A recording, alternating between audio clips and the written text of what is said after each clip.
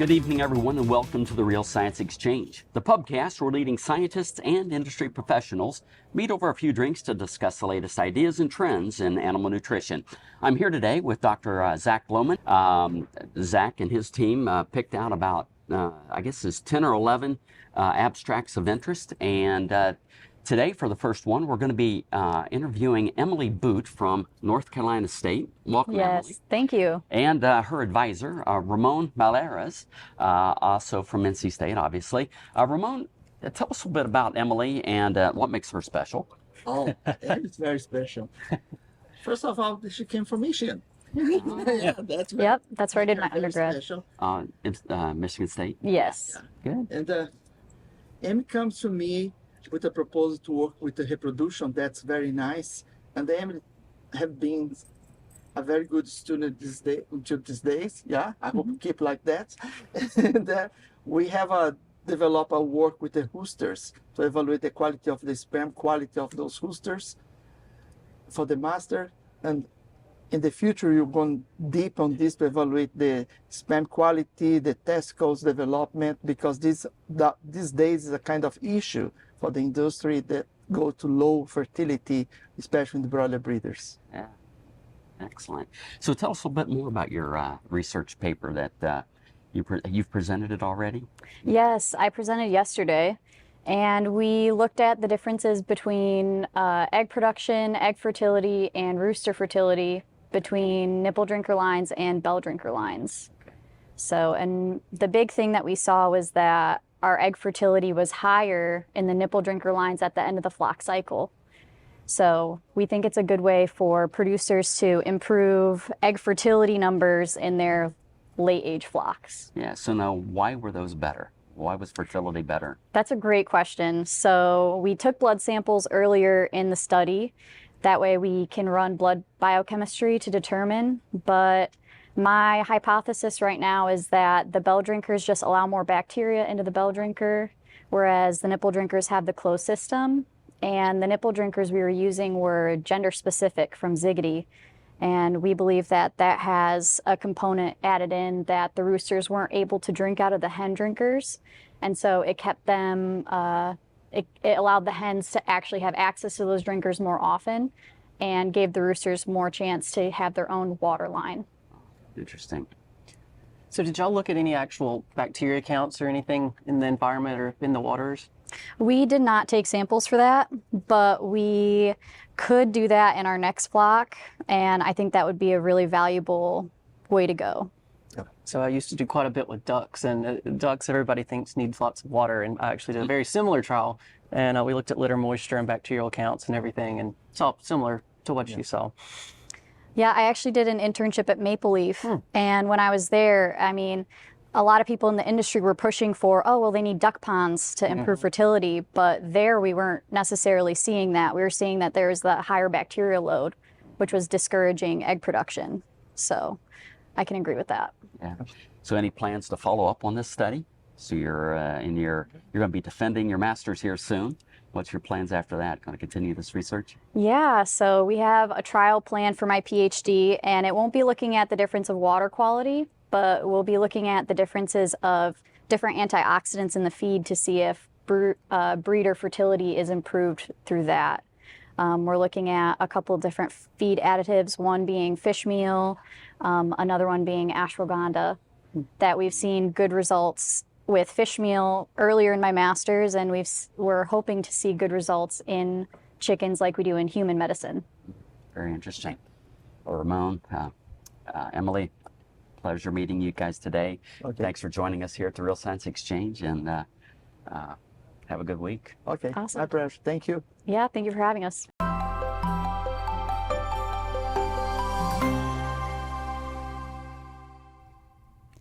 Welcome to the next generation in chelated minerals. Introducing new Keysure Plus amino acid chelated minerals from Balchem. Keysure Plus delivers a higher concentration of mineral with a superior amino acid profile. The higher mineral content adds formulation flexibility, opening up space in the ration, and also reduces the carbon footprint. The superior amino acid profile delivers 28% protein from microbial biomass and reduces the amount of supplemental lysine needed in the ration. The Keyshure Plus line also offers a granulated form for improved handling characteristics and reduced dust. Visit Balchem.com to see how new Keyshure Plus can deliver the added benefits you need to improve performance and reduce manufacturing hurdles.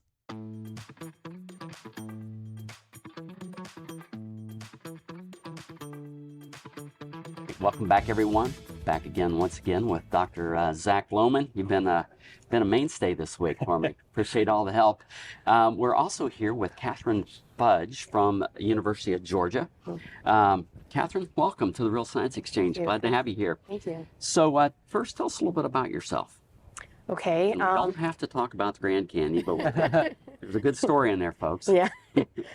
So I'm from Raleigh, North Carolina. I did not grow up in poultry or anything related to it. And then I ended up going into kind of a ag background in high school with FFA, and I met Lynn Worley Davis at the FFA convention, and she was like, "Do you like poultry?" And I said, I don't know anything, but I like eating it. And she was like, "Great, let's take you into a poultry 101 class." And I was like, "Okay." And so from there, it just kind of whirled me into the whole poultry world that I had absolutely no idea existed at all. And I met Robert Beckstead, who was running a lab at NC State at the time, and he got me into histomoniasis. I started learning about turkey diseases and protozoal pathogens, and I realized I wanted to dive as deep as I physically could into this world. So I ended up doing my master's there on that disease, and now I am at UGA with Dr. Sean Chin, working on histomoniasis in broiler breeders and trying to develop like an infectious model for broiler breeders, since they're also experiencing mortality from that disease. So, yeah. Can you tell me a little bit about histomoniasis? So, right? yes, histomoniasis is a wonderful disease. At least I think it is.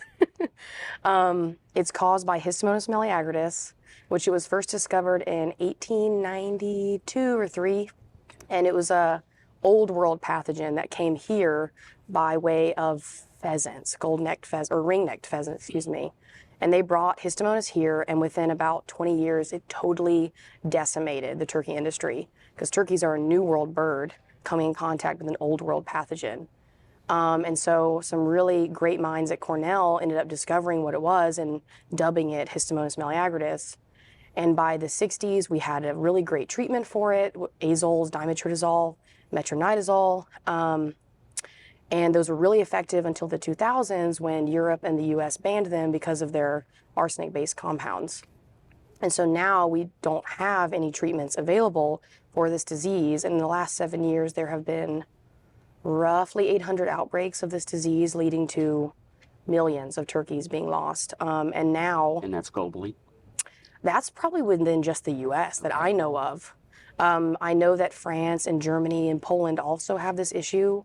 It's all over the world. Pretty much anywhere where there are galliforms, there will be histomonas as well. So it's pretty global.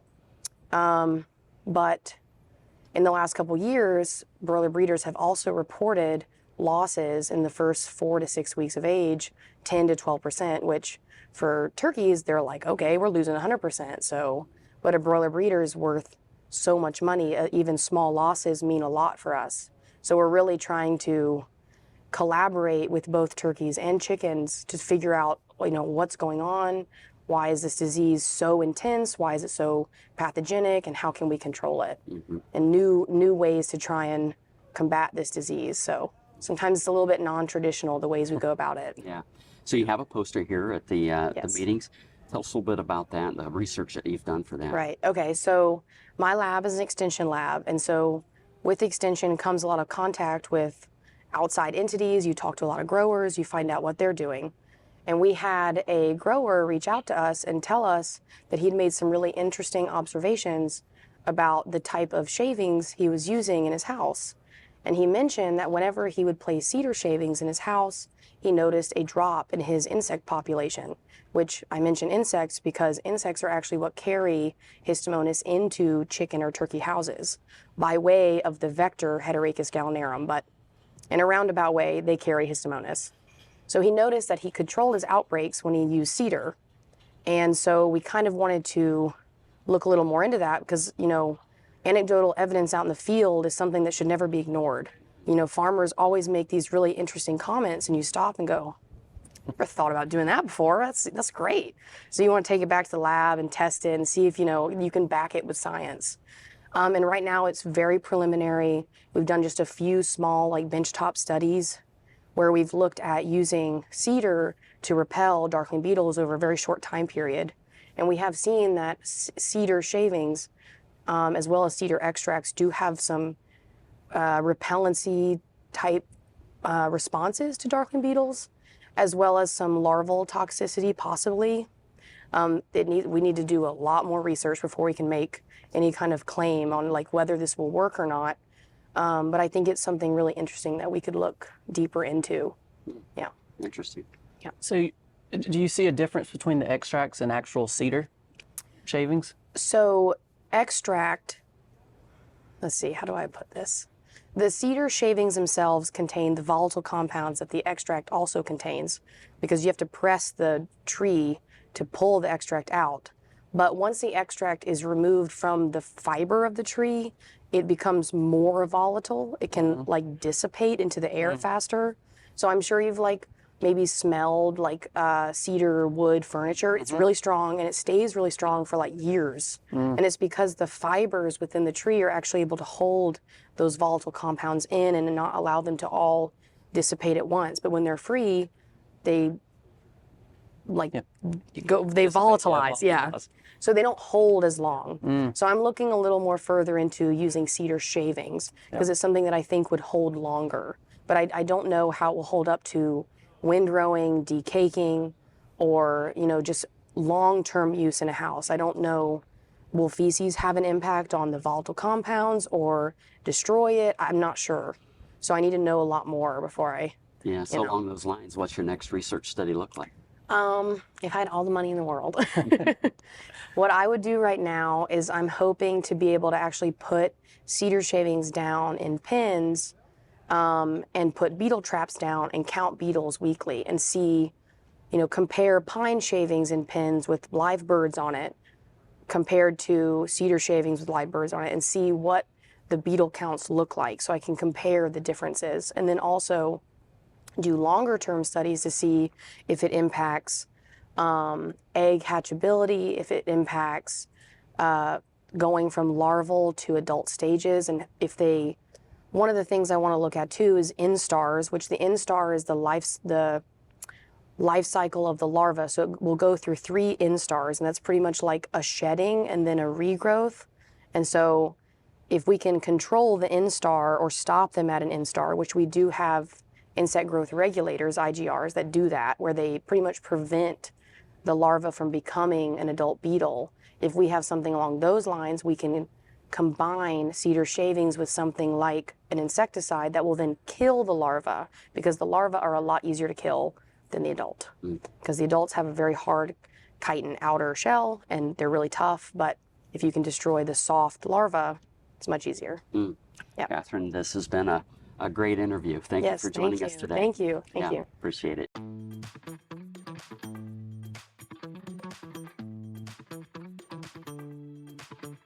Welcome back, everyone. We're here with Dr. Lisa Bielke from NC State. Lisa, welcome to the Real Science Exchange. Thanks. Glad to be here. So, tell us a little bit about the presentation that you've given here at the meetings.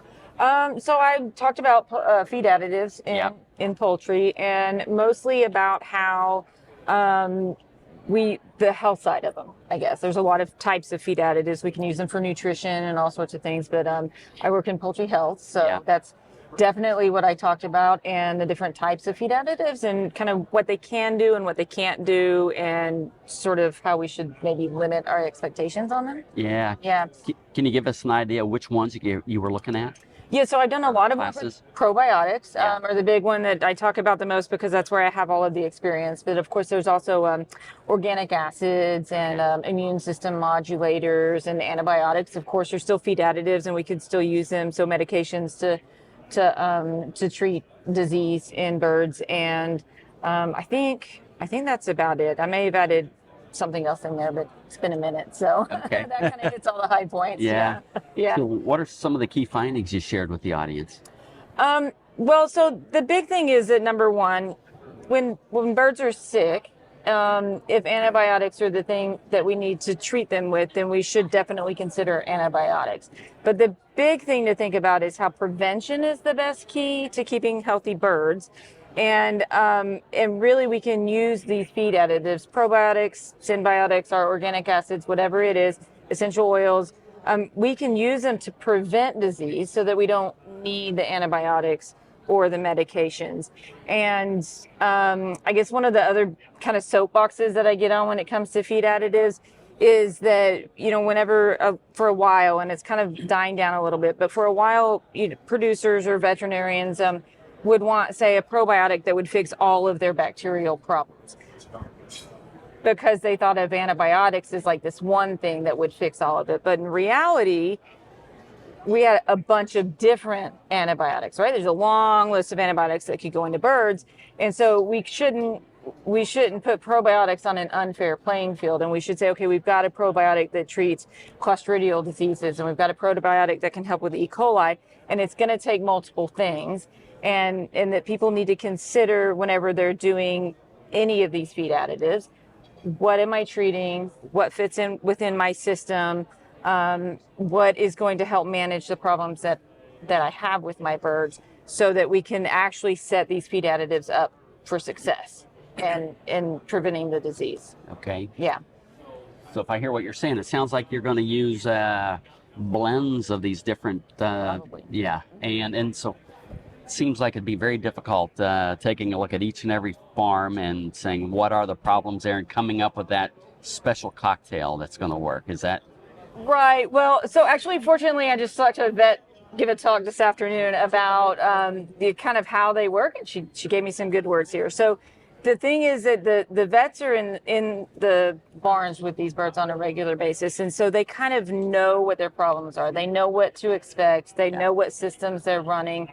They hardly ever actually see a new disease come in. So whenever they know what's going on and they've had some time to do some kind of trial and error type things, they're going to figure out what's happening in their barns, and they know what to expect. They actually hardly ever get surprises when it comes to the diseases that they have to deal with in their flocks. So they can figure it out. And the reality is that most of them do have kind of these blends of things that they know are going to help. They're going to say, okay, early our birds are going to be susceptible to E. coli maybe, and then come in at about 2 weeks of age, we've got to worry about the clostridial diseases. So we're going to kind of do this combination of things to keep that calm and get the birds through 3 or 4 weeks of age. And then they're at risk for something else, so we might have to switch over a little bit. I mean, they know what's going on. Yeah. Yeah. Okay. Yeah. So do you recommend having like a summer cocktail blend and a winter one? Does it change season, or is it more once you figure it out, you're good to go? It probably depends on the pathogen, right? So we've definitely got some pathogens, especially the parasites, that are susceptible to the weather. And so that is going to change based on that. And it might even change based on your hatchery and what kind of condition your birds are coming in from the hatchery.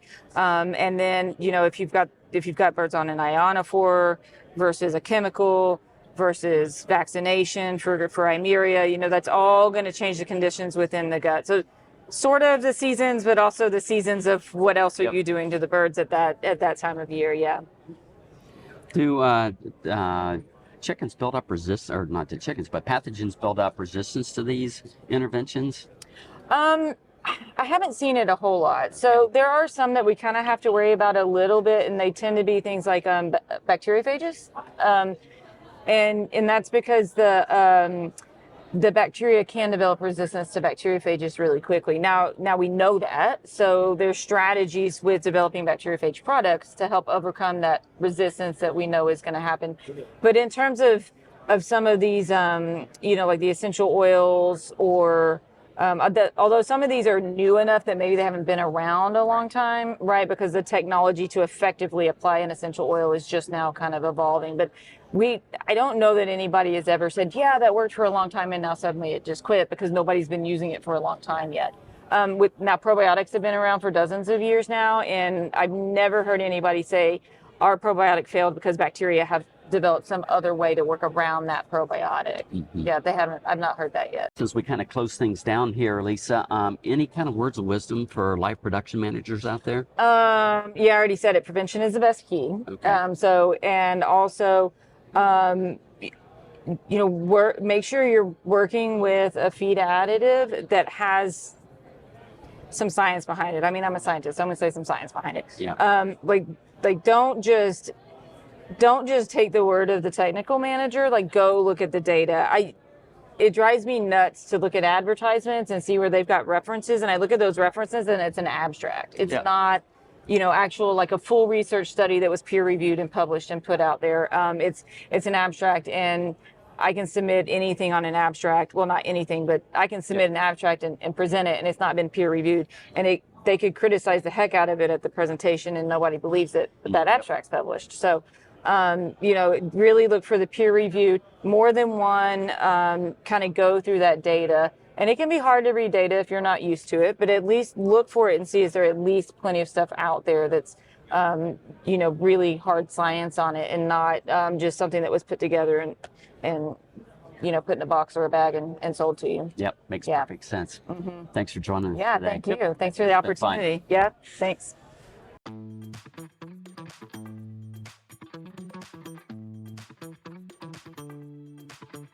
All right, we're back with Kyle Venter from the University of Pretoria.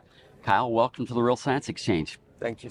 So tell us a little bit about yourself, right? I think you're the only South African we've got on tap here this week. So. Yep. So I come from South Africa. I'm a student at the University of Pretoria, and I also run and manage the neuro livestock research unit in Johannesburg. So, great to be at PSA and to be talking again on the big stage. Yeah, good. Yeah. So tell us about the Neuro Livestock Center. What is it? Neuro Livestock. So what we do at Neuro Livestock Research, it's a research site that is our fundamental research is based on mineral nutrition itself, as well as integrating into commercial application. So a big focus of us is commercializing and developing a digestible calcium system.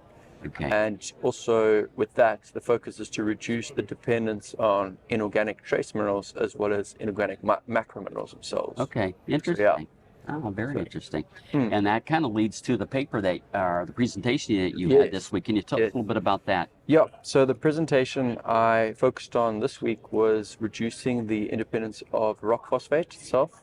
Because as you know, rock phosphates have gone up because of supply and demand, because of the global shipping crisis and the Russian-Ukrainian war, but there's also massive pressure from a sustainability perspective. So a lot of it ties in with maximizing nutrient, and I say nutrient, I mean macromineral digestibility itself, and also then in turn reducing antagonisms and allowing one to reduce microminerals. Using highly bioavailable forms. So that's what we present on this week. So some exciting stuff. And so where's most of the phosphate coming out of? You mentioned the Ukraine and Russia. Is that where a lot of it comes out of? A lot of it comes out of there. There's also a lot of phosphate reserves in Morocco, China doing a lot of exports at the moment. But with supply and demand, and because there's so much competition between the various agricultural sectors, it obviously drives the price up. So And then you also mentioned that there's some phosphates that are more bioavailable than others. Can you tell us about that? So you obviously got your various forms of rock phosphate, so your MCPs and MDCPs that have different digestibility coefficients. But what we're focusing on is maximizing the digestibility of the phosphorus from the actual raw materials themselves. So by doing that, improving phytase efficiency, hydrolyzing the phytate and making the phosphorus that's not available to the bird actually available to the bird. And there's a few ways of doing that, such as reducing calcium. That has a detrimental effect on your phosphorus utilization. So that's a few strategies that we discussed in the talk. That's the main premise, is to maximize the phosphorus in the actual feed ingredients themselves. Yeah. You had an interesting chart up. Actually, I think I saw it 2 weeks ago when where was that? Italy with Rosalina had it. Yes, with Rosalina. And how many samples are in that? It was hundreds, wasn't it? There's 55 limestone samples. Oh, that's without digestible calcium. Okay, Yeah, in the determination of the limestone prediction equation, there's 55 samples, and I think it's 782 data points that we use to develop the prediction equation. So it's a lot of data. Yeah. So to date, it's the most robust limestone prediction equation, and we're adding more to it as we go on. So we've got some studies lined up for the end of the year, and we'll be adding to that. So, Yeah, so that I don't know, that chart, just every time I see it, just blows me away. Just how it's all over. How variable it is. Yeah, it's very variable limestone. So it places such an emphasis on getting a robust, accurate prediction equation for it. A lot of people think it's just limestone, it's like all the same, and Exactly. really it's not. Yeah, interesting. So what were some of the key takeaways you had for the audience? So some of the key takeaways was that to maximize phosphorus digestibility, one has to control calcium digestibility itself and have an understanding on the limestone quality. And when I say quality, I mean the characteristics that define the phosphorus digestibility in the diet. So solubility speed, GMD.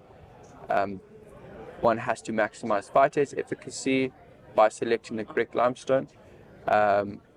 Once you've maximized phosphorus digestibility from the diet, then one has to formulate to the bird's actual calcium and phosphorus requirements on a digestible basis. So I know in the US, a lot of commercial nutritionists are still on a total calcium, available phosphorus system. If we want to reduce the dependence on rock phosphates, we have to move to a digestible system for calcium and phosphorus. That's a massive one.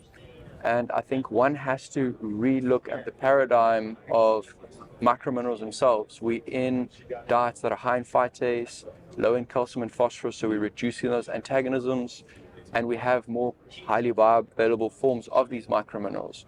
So reducing the levels using highly available microminerals is a great strategy at improving the sustainability and reducing the dependence of inorganic trace minerals themselves. Yeah, makes a lot of sense. Makes a lot of sense. Yeah. Well, good. Thank you for that. So you're working on your PhD now? Yes. And plan to defend when?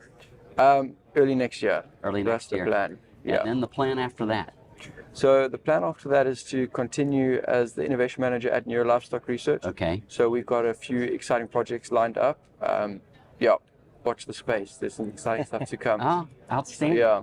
Well, good. I'm sure you're going to be very successful, Cal. Very bright young man. Appreciate you spending some time with us today. Thank you, Scott. All right, Thank you. Thank you. Have a good one.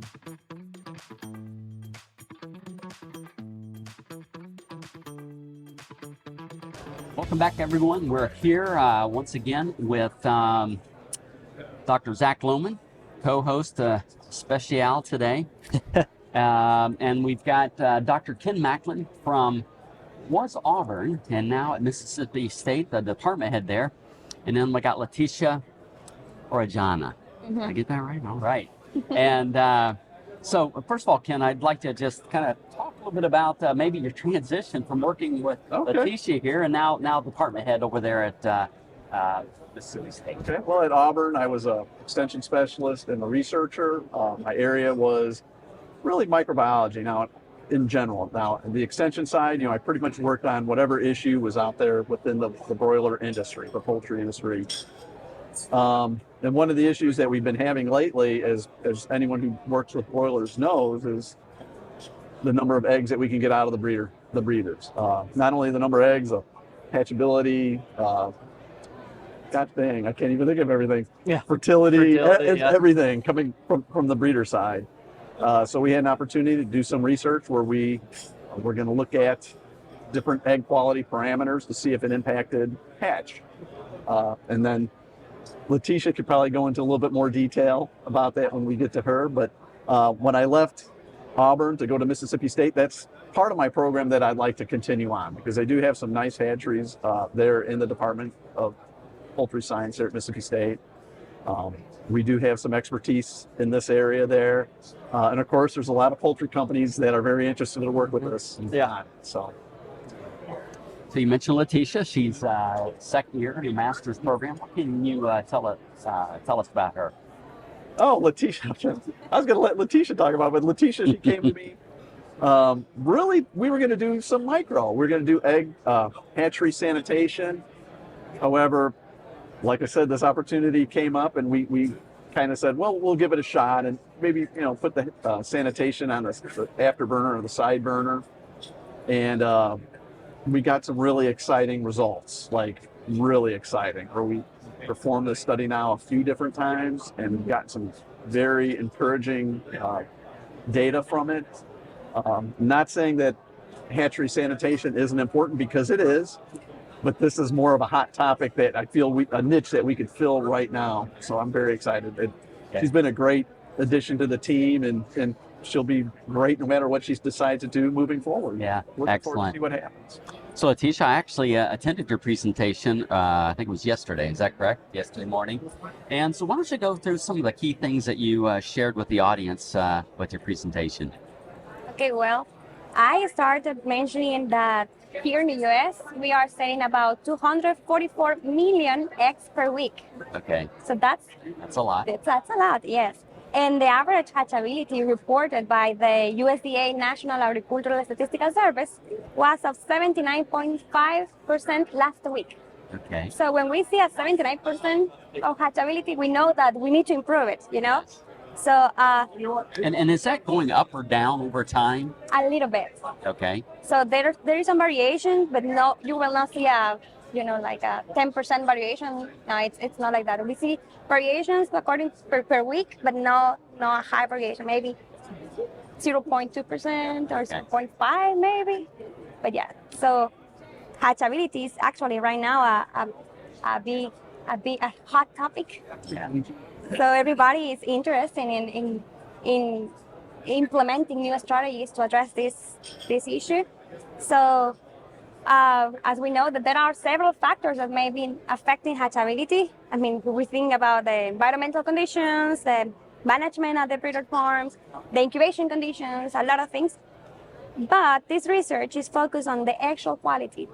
So we truly believe that furthering our understanding of how the actual is related, the actual issues are related with hatchability, will help us to create or design more strategies to address these issues through nutrition or through better management or better strategies at the management. So we think that this research that is focused on understanding these actual issues is a very good baseline for furthering applications furthering strategies in the industry. So this research is studying translucency and actual color intensity.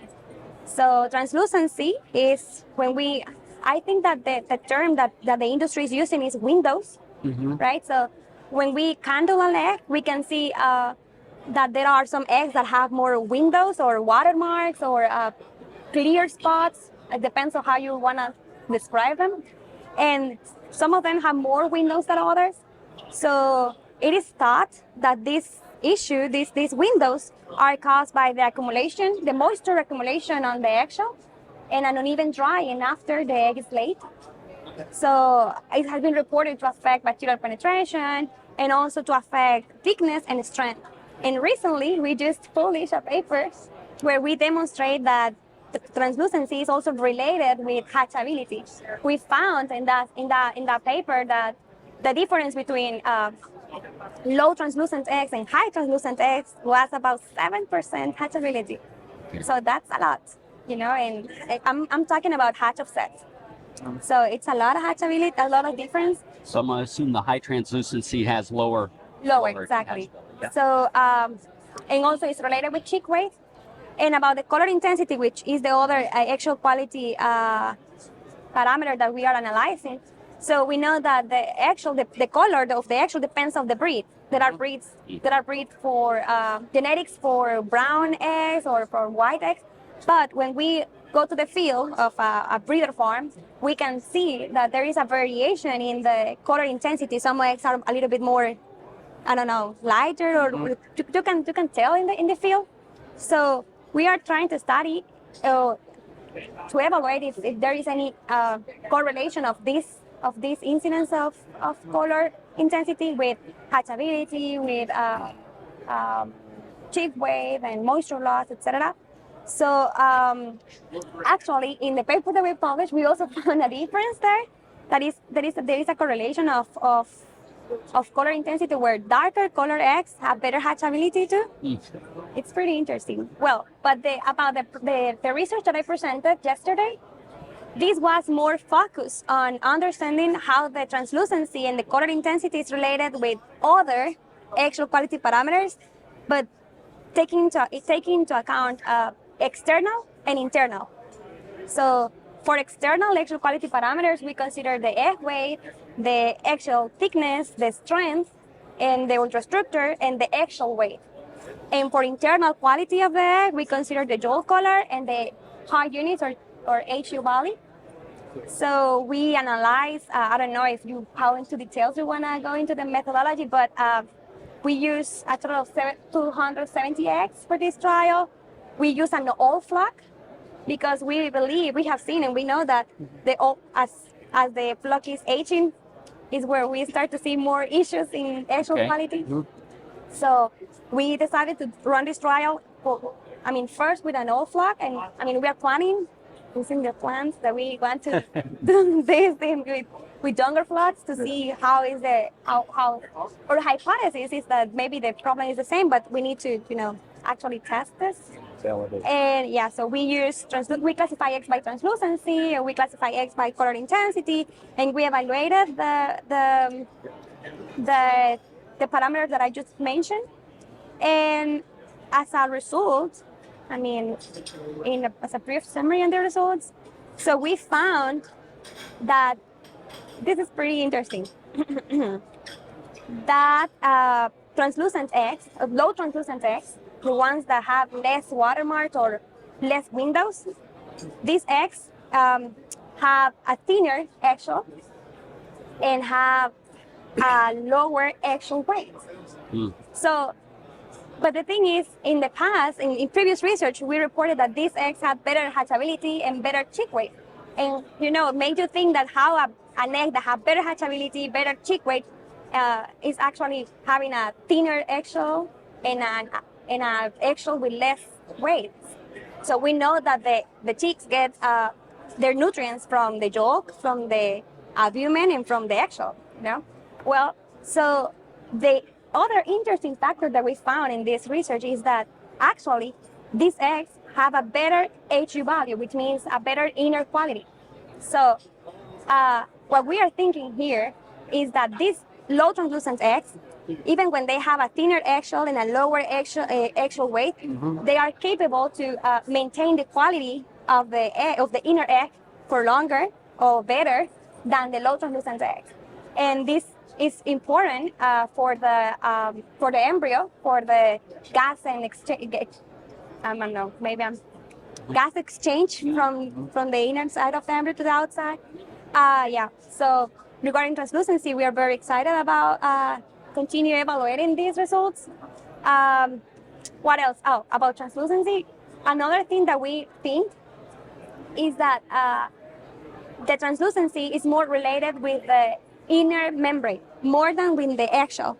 So the inner membrane, we are thinking that the inner membrane of the egg, of a low translucent egg, has a better quality, which means that the egg have a better gas exchange ratio. I don't know if that's the proper term, but have a better capacity to maintain the good circulation for the embryo development. So it seems like there is a lot of things that we still need to understand about translucency, because physiologically we still do not know exactly what is happening inside of the hen that is creating this translucency. But right now there are some actually there are already companies working in designing some minerals to improve this issue, and they have had good results. But we still do not know the explanation, exactly what is happening inside of the hen that is creating these issues with translucency. So that's why we are right now working on trying to understand how translucency may be correlated with other eggshell quality parameters inside of the egg and whatever that we can understand.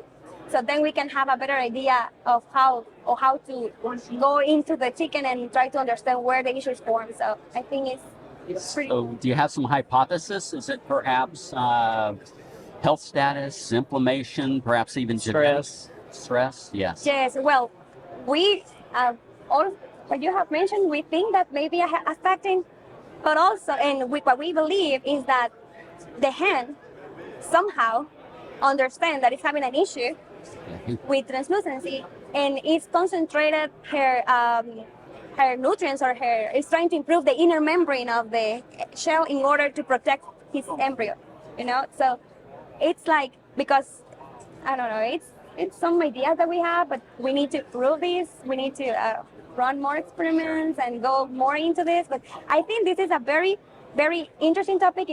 I would say that it's recently applied. I mean, I'm pretty sure that in the past, this translucency was not an important parameter for eggs. It was most studied in table eggs, the ones that we eat, because I mean, when you go to the supermarket and you see an egg that is looks weird and has like a thin, watermark, you immediately think that it's not a good egg. Yeah. So maybe people was more worried there, but now we are moving that to breeder eggs, and I think it has a big potential, and hatchability is a hot topic. It is a hot topic. Now, Leticia, probably most of it, the reason where you're seeing this different translucency is stress of the bird, because when we did the study, they were birds that came from the same primary breeder company, raised under similar management, different farms, but we were seeing different translucent eggs from different birds, obviously, but also some flocks had better eggs, less translucency than others, and it's probably something we hypothesize it's stress, as well as potentially maybe nutrition as well. We're not nutritionists, so Do you think there could be a genetic component to it? Because some egg size or egg shape is kind of, once the female starts laying one, she kind of lays, if it's an oblong one, she'll usually keep laying those. Do you think it's kind of do you think it's more just what is going on in the environment that she didn't form it correctly that day? And that's a good question, and that's one that we're going to be looking into in the future, because we looked at, I think you mentioned in your study, we looked at aviagens birds, and we'd like to look at cobs as well as the other breeds that are out there, just to see if that, what we saw with these 708s, these older birds, can we see that in 708s with younger hens? Will it translate to, cob, or even to other aviagen like the 308? So, there could be, we just don't know. I would imagine, I would think that there is, but we don't know at this point in time. Yeah. Well, Leticia, that was a very nice presentation that you gave. A great podcast here as well. Kind of curious, what's the future look like for you? What your future schooling plans? Well, I have been enjoying working in research. I really enjoy this topic, and I would like to continue. Furthering the research on these topics with a PhD. Okay. Right now, I am in I think that all the students in one point of their life, they have that weird moment when they feel that they know what their feelings, but they also have the idea that maybe, what about going to the industry and then go back to the school, and so the only thing that I can tell is for sure is that I like research. I enjoy what I'm doing, and in the future I wish I can work in a university as a professor or as an extensionist. I really think that I like and I enjoy this part of my life, and what I only think is that sometimes maybe the experience in the field may help you to have a better critical thinking for future research. So that's why I'm still not sure. But most likely I'm going to continue with my PhD and actually I'm doing an internship right now in the industry and enjoying and learning. So it's good. Oh, sounds like you got your head on straight and some good logic there. whatever you decide to do, I'm sure you're going to be a great success. So thank you, and you. good luck in the future.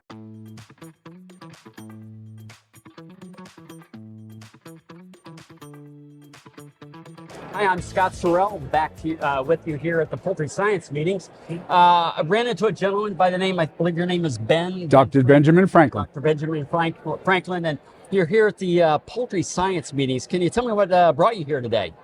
Well, I was curious. I saw these feathered creatures wandering in the door, and followed by different human beings, and I thought I'd investigate. Well, tell us a little bit about yourself, Doctor. What's your doctorate in? Maybe poultry science, genetics? Heavens, no. I was given an honorary doctorate by the University of St. Andrews. I see. In recognition of my work with lightning. Okay. And I didn't discover electricity, but I found that lightning was composed of electricity. Oh, very interesting. And that was a rather new finding. Prior to that, people thought lightning was an act of God, that God would hurl a lightning bolt down and strike those with whom he was displeased. Ah, interesting. And I looked at static electricity, and I found close to a dozen similarities between lightning and static. They both emit a flash, they emit a cracking sound, sometimes you can smell sulfur, they both could ignite gunpowder, they could both be passed through water and metal. And I reasoned that lightning was merely another form of electricity. Oh, well, that's very interesting. Now, I'm just kind of curious, back in your day, tell me a little bit about agriculture industry. Well, once again, I was not a producer. I was a consumer, I see. Of good food. Some of the other founders, Mr. Washington and Mr. Adams and such, were farmers. They were more directly involved with it. But I was basically involved in the consumption of food. Yeah. And the consumption of food greatly increased when I went to France in 1776. Ah, interesting. So, great year, huh? Yes, indeed. Well, listen, I want to thank you for stopping by and spending some time with us here at the Real Science Exchange. Enjoy your time in Philadelphia, sir. Thank you, Ben. Take care. Thank you. Our last call question is brought to you tonight by Puricol. Look to Puricol choline chloride from Balchem to deliver the highest standards of quality, backed by the strictest process controls, for a level of purity, safety, and consistency you won't find anywhere else.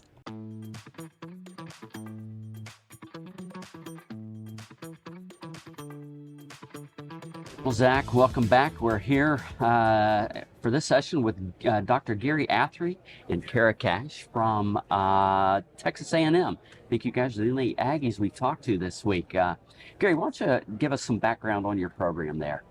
Great. Thanks for having us, first of all. You're very welcome. This is amazing. So I'm a geneticist by training, and I lead the avian genetics and functional genomics lab there. So our research interests are actually fairly broad. So we do things related to genomic architecture of complex traits in broilers, and then a lot of the gut health work.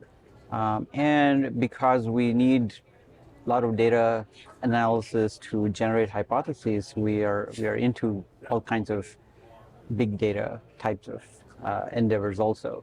So it's the engine, right? So we try to use experimental data and analyses to come up with new ideas and new hypotheses. So we are into different kinds of things, and currently in my lab we have 6 grad students, if I'm not forgetting anyone, hopefully.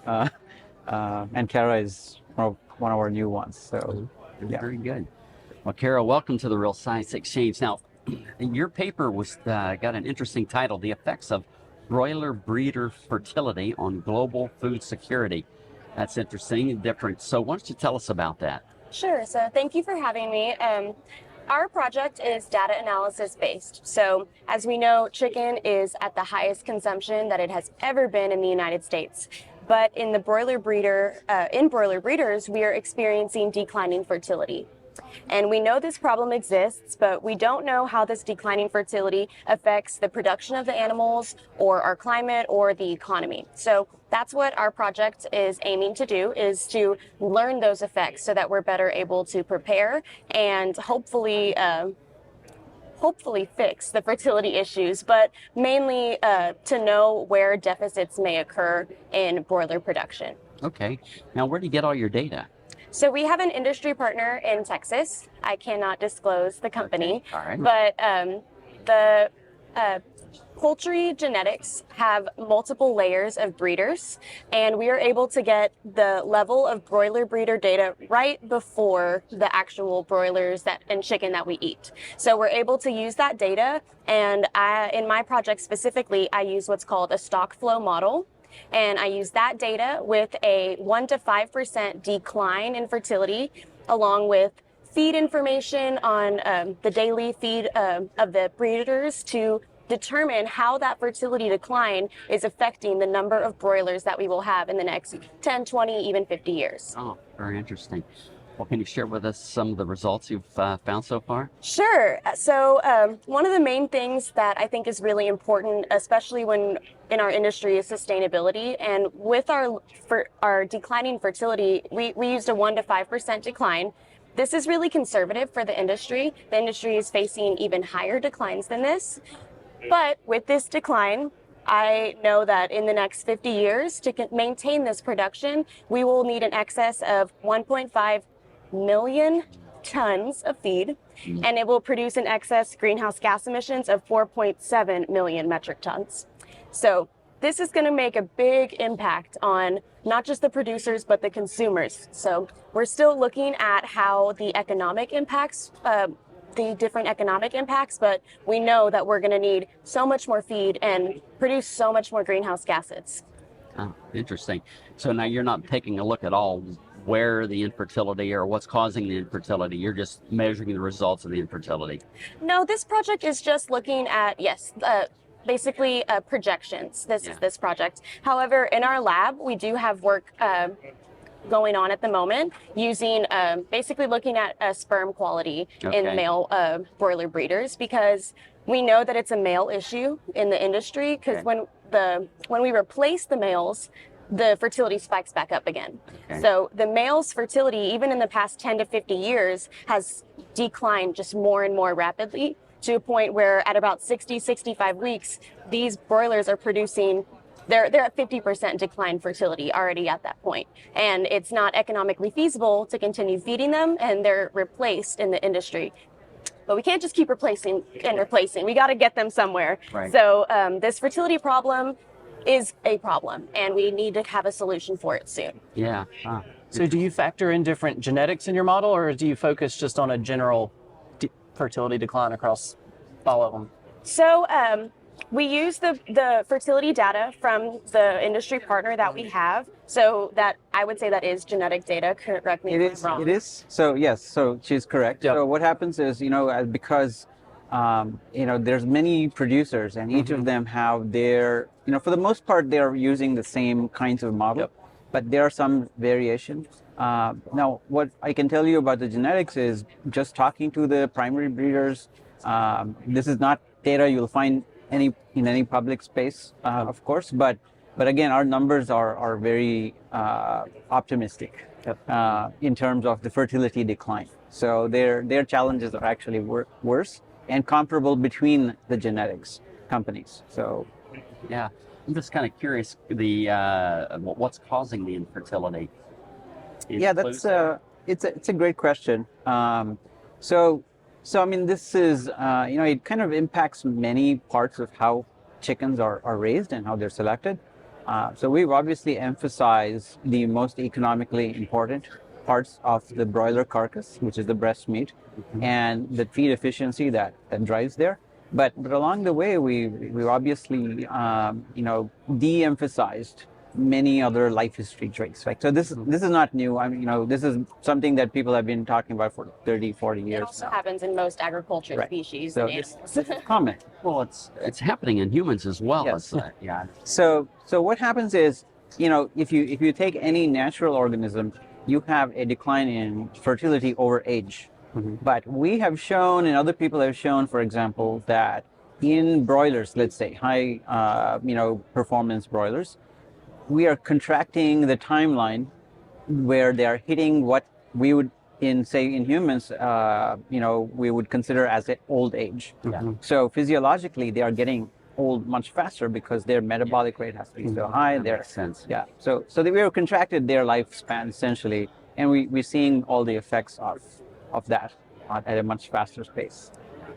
So, Cara, you're a first-year master's student. What kind of future plans do you have for research? You going to continue with this?